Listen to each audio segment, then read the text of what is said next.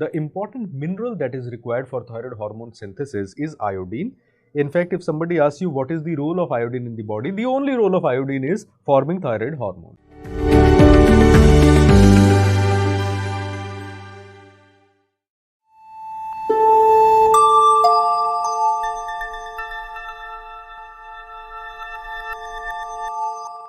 Now, what about thyroid hormone synthesis? How do the thyroid hormones actually form? There is a small table-like thing that you can remember. The important mineral that is required for thyroid hormone synthesis is iodine. In fact, if somebody asks you what is the role of iodine in the body, the only role of iodine is forming thyroid hormone. Iodine is useful as its form called as iodide. In short, it is written as I negative. This is the form in which it is incorporated to form the thyroid hormones, that is triiodothyronine, and tetra, that is T3 and T4 hormones. Now, how does the thyroid hormone synthesis happen? Let us try to form a small flowchart kind of a figure here. You have the blood circulation on one side, right? Then you have thyroid follicle cell.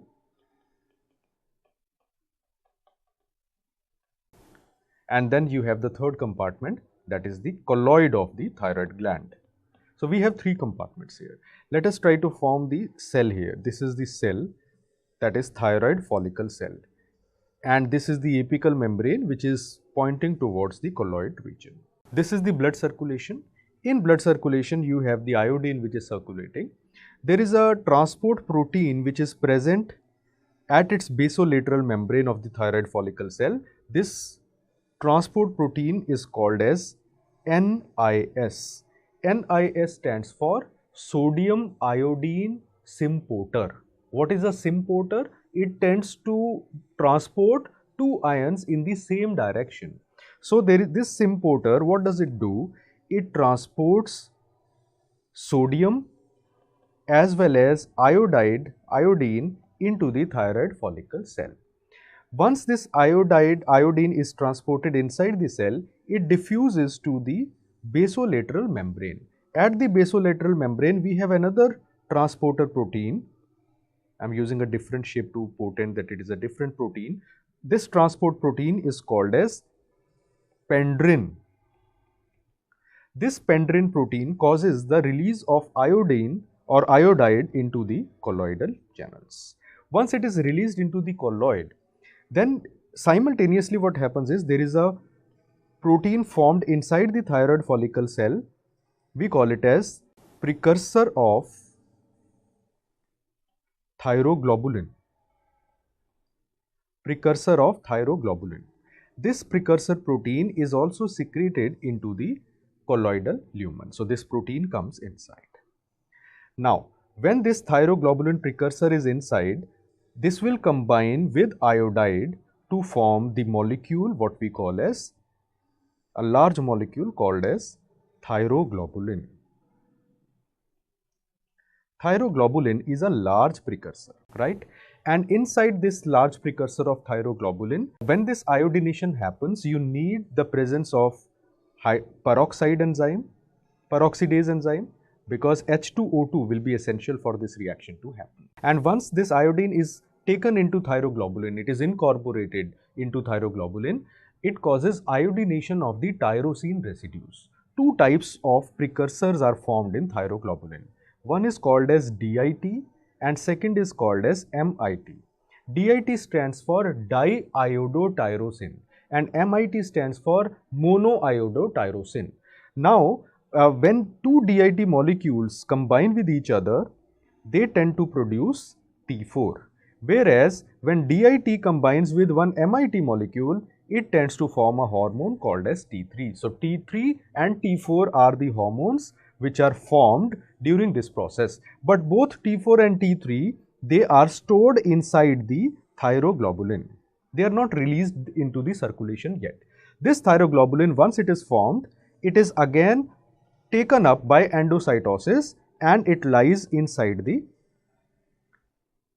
thyroid follicle cell. So this is your thyroglobulin molecule which has T4, T3, etc. all these things inside.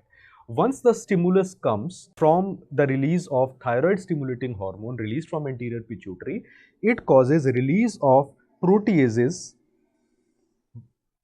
which act on this thyroglobulin molecule and cause the release of T4 as well as T3 into circulation. And this T4 and T3 is carried into the circulation by specific transport proteins to the individual cells. These individual cells then take up this T3 and T4, and T3 and T4 perform their action. So this is the overall hormone synthesis that you need to remember. The reason I made it is I did not show you a complicated table flowchart, because some of them contain information which is not needed. All the transport proteins and the molecules I have shown, they will have their importance when we discuss individual thyroid diseases.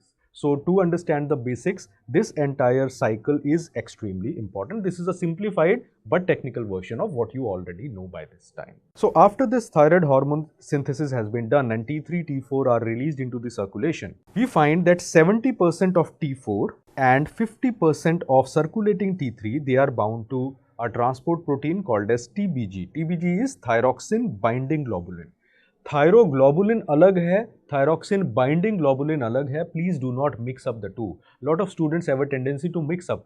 Thyroglobulin is the stored precursor form inside the thyroid gland, whereas thyroxine binding globulin is the transport protein produced by liver which carries and binds to the T3 and T4 proteins. 30% of T4 and 50% of T3 are bound to other transport proteins which include mainly albumin. Sometimes, especially T4 is also bound to prealbumin.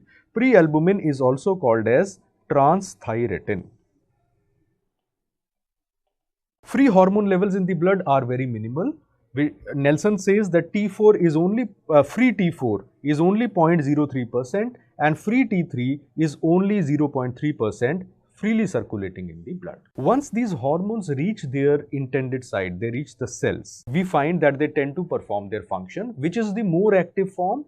It is T3 which is found to be the more active form. So Nelson says, although its concentration is 1/50th of the concentration of T4, but T3 is the physiologically active thyroid hormone because this binds to the receptor with 10 to 15 times greater affinity than T4 enzyme. 20% of T3 is secreted by thyroid in a ready-made form. 80% is formed in peripheral tissues from T4 using iodotyrosin deiodinase type 1 and 2. So when the tissues, they want activity to be increased, what they do is they have an enzyme called as deiodinase. This deiodinase converts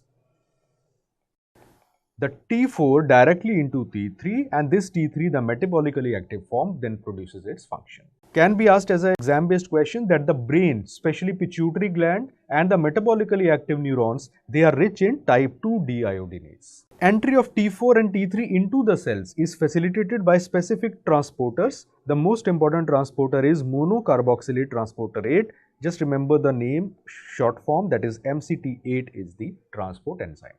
Now once these thyroid molecules, these T3 and T4, they enter into a cell, they act inside the nuclear. I hope you already know, you have read in undergraduate days also, that hormones can produce their effect in multiple ways. One way is they act only at the surface receptor and activate second messenger molecule.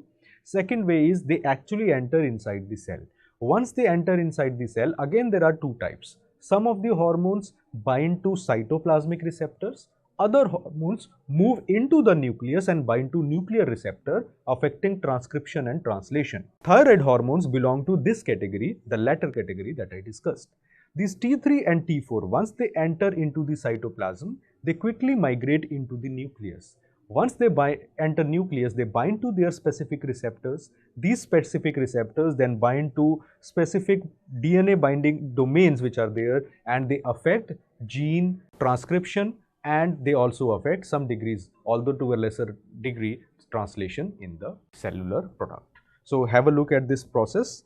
So T4 and T3, once they enter into it, some using iodinase, they convert it into T3. This T3 enters into the nucleus, and in the nucleus there is a thyroid hormone receptor which is bound to RXR receptor. This thyroid hormone receptor, when T3 binds to it, it acts on the gene which is called as thyroid hormone response element. So we call it as TRE, thyroid hormone responsive element, which is the specific binding domain. It produces gene transcription, mRNA, synthesis of new proteins, and these new proteins perform various types of metabolic effects in the cell. They also tend to affect the growth, development and senescence of the cell.